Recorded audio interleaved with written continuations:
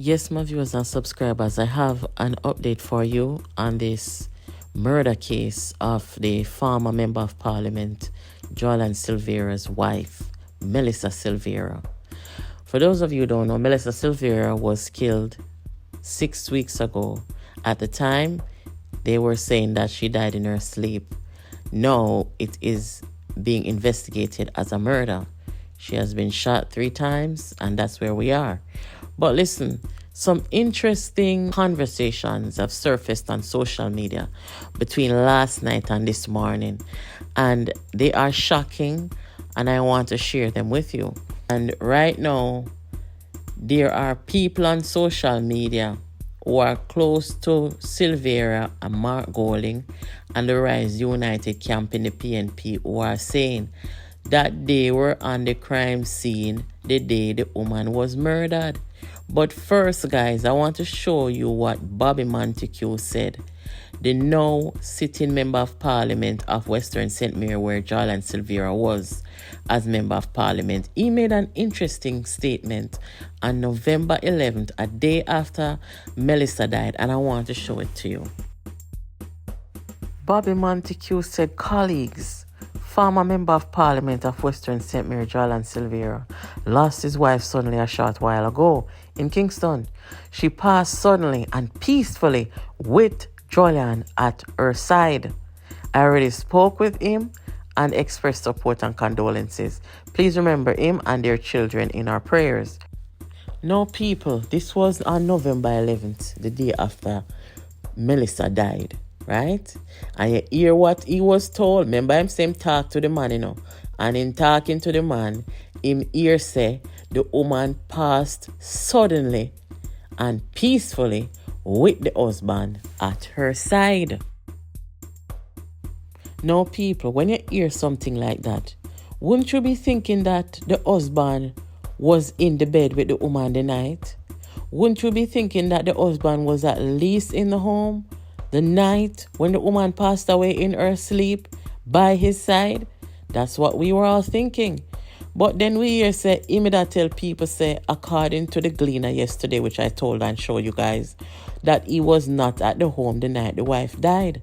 So you see the story had changed. Now, Mark Golding and Peter Bunting blog we're looking at right here, so. And clearly, some associate of Jolyan Silvera. This picture was taken about 2020. She come and talk a bag of things on social media yesterday that has a lot of people questioning what really happened. And it just adds a lot of negative feeling and a lot of skepticism to what really happened to this woman. This is one of the comments. It was not a lot of blood. We thought it was an aneurysm because she was bleeding through her nose. Now, this would sound like this person was at the crime scene while the body was there, saw the amount of blood coming from the nose. But we thought when we heard aneurysm that this aneurysm thing came about because the medical examiner who looked at the body would have said, hey, this is what caused the aneurysm. This person here is not a medical examiner, and she's saying that because she saw the blood coming from the nose, she thought it was an aneurysm. But these people are not smart, because guess what? People can have aneurysm with 0 symptoms. And there can be 1,000 things to cause one's nose to bleed. For example, high blood pressure, broken blood vessel in the nose, infection, nose picking, certain medication. These are all things that can cause one's nose to bleed.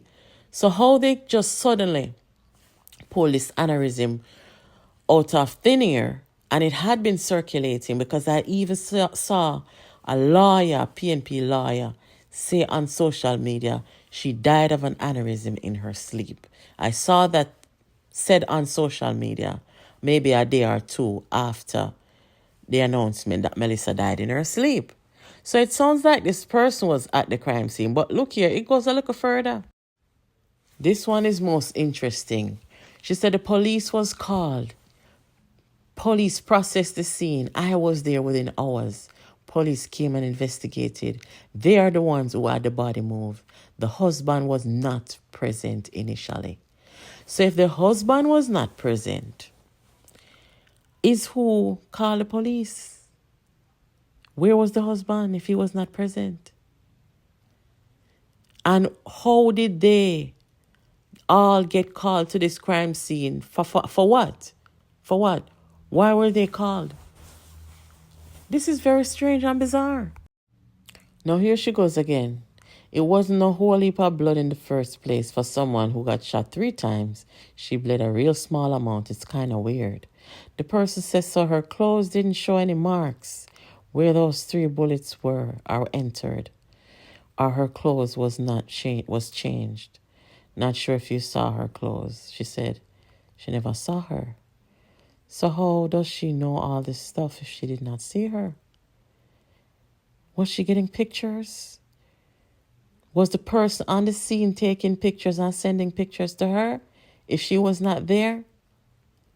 This is so bizarre, guys. Here's somebody saying, why was she there? See, people believe that she was there because she's talking like she was there. How does she know this much? Was her role primarily to spread misinformation in the early stages?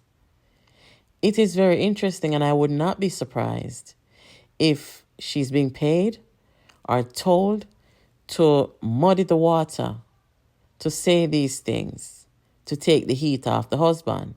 Because I'm going to do a video about this cult in the PNP. Silvera and this blogger, they're a part of that cult. And I'm going to talk a little bit more about cult and show you guys why they're a cult and so on and so forth. But this is all just, the police should want to know, why she's saying these things, how she come about saying these things. And most importantly, I've never heard such a thing where a person's spouse dies. And naturally, if you've been in a serious relationship, you want to protect your spouse in life and beyond. So your spouse dies, you weren't there the night before, and then police come, and then 30 people are stood up on the scene. It's so interesting to me. Like, I've never seen anything like this. The person who found Melissa dead, or call the police, should protect her. They shouldn't have that many people there. People driving from Kingston, going up to the house, entering the property, contaminating the crime scene. No, man. Something wrong here, so. But when you listen to what the people over nationwide had to say about this, because everybody's talking about it. And don't forget to subscribe, share, turn on your notification, and make sure you keep coming back to hear the latest updates on politics uncovered in Jamaica. The killing of Melissa Silvera, the wife of former MP Jolyan Silvera. The police are, we gather, very, very busy this morning, since last weekend, trying to get on top of what is now a murder investigation. And I gather that the story is, or the investigators are learning new things and are opening new lines of inquiry based on what they are now learning. I see, for example, a post making the rounds on social media of a social media political activist who placed herself at the scene of the killing of Mrs. Silvera within hours, according to what she has posted, and making comments about the circumstances and probability of those circumstances under which she may or may not have been killed. And I see it's going all over the place now. And I'm pretty sure, having placed herself what is now what was a crime scene, the police may want to have a word with her. Yes. She said she was there within hours. That's a stunning admission to make in the public domain and put you squarely in the range of the investigators. Because, as Mark Shield told us last evening, when the police are called to a crime scene, and the circumstances of the death are not clear, it's not obvious that the person was shot or stabbed or whatever, as it is, we were told, in relation to Melissa. According to the former Deputy Commissioner of Police, Mark Shields, it is absolutely paramount that that crime scene is preserved, and preserved through the use of photographs, videographing it, video recording it, yes, sketches, so as to be able to establish the specific circumstances in which the person may have died.